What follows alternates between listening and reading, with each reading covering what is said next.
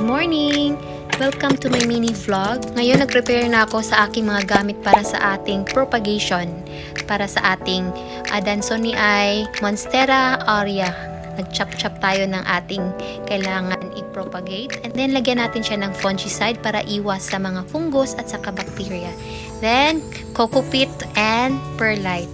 Yan yung gamit natin para magkaroon ng panibagong roots at saka stable yung ating bagong cuttings. Ayan siya. So, ito lang naman ginagawa ko. And then, lagyan natin siya ng balloon stick. Sa mga nagtatanong, balloon stick or balloon holder po yung gamit natin para dyan. So, may nagawa kong vlog kung saan ko nabili. Kung wala kayong makita na malapit sa inyo ng balloon stick, pwede kayong mag-order online sa Lazada or sa Shopee. Meron din sa TikTok ako nakita. So, ayan na siya guys. Tapos yung top cut natin, nilagay ko siya sa mas malaking pot. Napapansin niyo na hindi ko muna siya nilagyan ng plant pole sa ngayon kasi wala pa akong magawang plant pole ngayon. So, ang ginawa ko, lagay muna natin siya ng stick. And then, lagay tayo ng coco fiber.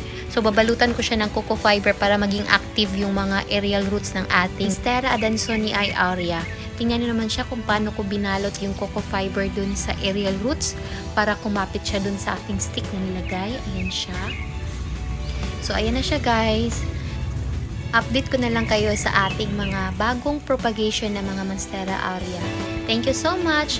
Follow for more. Bye!